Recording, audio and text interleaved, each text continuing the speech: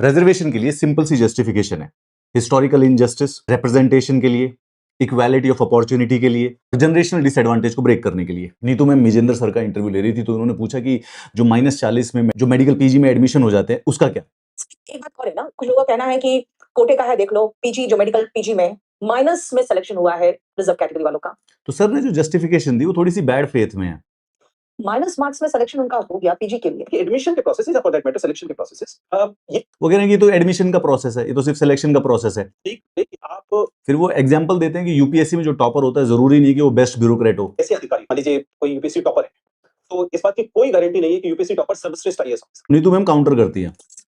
उसमें आप जैसे हिस्ट्री पढ़ के जा रहे हैं, लेकिन इसमें सर आप मेडिकल में एडमिशन मेडिकल एडमिशन ले रहे हैं, पीजी में एडमिशन लिया, अब आप 2 साल तक उस पर्टिकुलर ब्रांच को पढ़ेंगे और आप एमबीबीएस करके आएंगे। अब एमबीबीएस करके आए हैं। अब एक जेन्युइनली बात बताइए, there is a legitimate reason for reservation, लेकिन वो एमबीबीएस करके आने के बाद अगर उसके -40 नंबर आए हैं या 4 नंबर आए हैं, 5 नंबर आने पे उसको एडमिशन मिल रहा है, यहाँ पर आप पढ़कर आएंगे। इसके बेसिक मेडिकल कहाँ आता है? उसको 800 नंबर के पेपर में उससे 10 नंबर नहीं लाए जा रहे हैं, उसको कहां से बेसिक मेडिकल आता है? 5 साल की पढ़ाई के बाद नहीं बनेंगे। ये दावा करना ऐसे है जैसे ये कहना कि हमारी ट्रेनिंग का कोई हाँ, आपकी ट्रेनिंग का कोई मतलब नहीं, क्योंकि 5 साल की एमबीबीएस की ट्रेनिंग का कोई मतलब नहीं हुआ ना, उस आदमी पे कोई असर नहीं हुआ।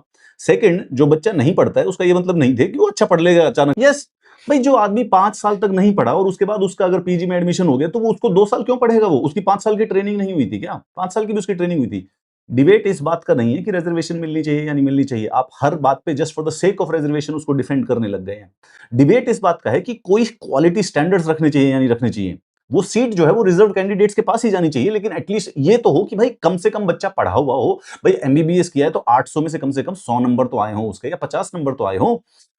सम बेसिक क्राइटेरिया, सम थ्रेशोल्ड, जिसके बेसिस पे हम सिर्फ और सिर्फ एजुकेशन को डिग्रेड कर रहे हैं, और बेसिकली इससे क्वालिटी भी इससे मेडिकल स्टैंडर्ड्स की भी क्वालिटी गिरेगी। आपको 4 आर्गुमेंट दे देता हूं रिजर्वेशन को डिफेंड करने के लिए। हिस्टोरिकल इनजस्टिस है, रिप्रेजेंटेशन है, सोशल जस्टिस है, और जनरेशनल डिसएडवांटेज को मिटाने के लिए। These are enough arguments to argue for the reservation. -40 कोई डिफेंसिबल आर्गुमेंट नहीं है कि -40 है तो क्या हुआ, वो बाद में पढ़ लेगा। अरे अगर पढ़ ले फिर तो एग्जाम खत्म करो। कंपाउंडर को भी नॉलेज है मेडिकल की, उसको डालो सीधा एमडी के अंदर, फिर क्या जरूरत है? Bad faith argument sir.